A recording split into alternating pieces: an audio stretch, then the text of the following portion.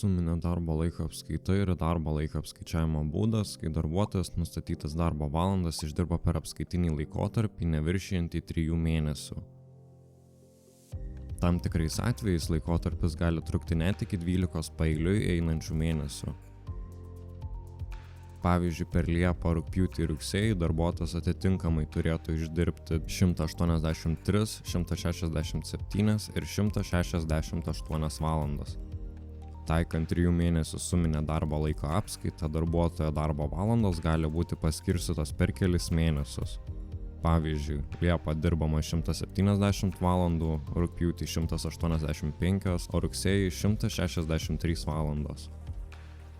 Svarbiausia, kad suplanuotų dirbti valandų suma neviršytų 3 mėnesių nustatytų darbo valandų sumos. Jeigu viršijama, už visas viršytas valandas reikia apmokėti kaip už viršvalandžius, tai yra 1,5 karto. Jeigu lieka neišdirbtų valandų, reikia apmokėti pusę priklausančio darbo užmokesčio už neišdirbtą valandą. Jeigu norite nustatyti suminės darbo laiko apskaitos darbo režimo darbuotojui, tai galite padaryti atvėrę darbuotojo sutarties langą personalo skiltyje.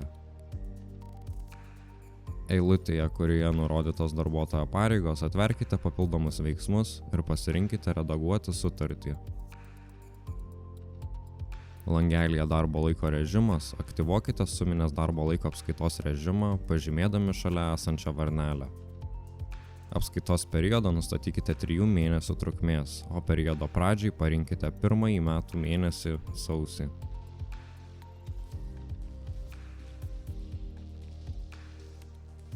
Pavyzdyje turime sudėtą 3 mėnesių darbo grafiką. Rugpjūčio mėnesį darbuotojas turi 10 valandų perdirbį, tačiau rugsėjo mėnesį pagal sudarytą grafiką gaunasi 5 valandų nedadirbis. Skaičiuojant likučius pagal suminę darbo laiko apskaitą gaunasi, jog bendroje sumoje yra 5 valandų perdirbęs.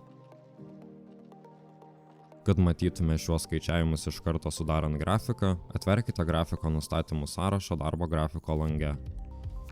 Eilutėje skaičiavimai grafike neatkreipiama dėmesio į praeito mėnesio nedadirbį ar perdirbį. Parodomas tą mėnesį nustatytas darbo valandų skaičius. Pasirenkame mėnesis plus likutis. Dabar matome, kiek darbuotojų reikia dirbti atsižvelgiant ir į praėjusių mėnesių likučius suminės apskaitos laikotarpyje.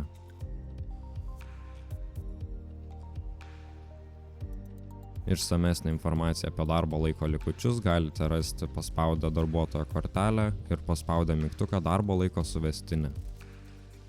Čia pateikta informacija apie nustatytą darbo valandų skaičių pagal darbuotojo darbo sutartį, skliausteliuose pateiktas valandų skaičius atmetus atostogų bei nedarbingumų valandas. Taip pat matomas darbuotojo praeito mėnesio neišdirbtų valandų likutis. Likutis skaičiuojamas tik apskaitinio laikotarpio metu. Šiuo atveju pasirinkta 3 mėnesių suminio laikotarpio trukmė, todėl nukeliavus į sekančio apskaitinio laikotarpio mėnesį, valandų skola ar perviršis dingsta. Lieka tik tiek, kiek reikia išdirbti naujo apskaitinio laikotarpio metu. Jeigu yra poreikis darbo valandų neįtraukti į suminės darbo laiko apskaitos skaičiavimus, tai padaryti galite paspaudę ant pamainos ir pasirinkę parametrą fakto redagavimas. Ties eilutėmis, kurių darbo tipas nustatytas kaip viršvalandžiai, atverkite papildomus veiksmus ir pasirinkite netraukti į sumavimą. Paspauskite išsaugoti ir grįžkite į grafiko langą.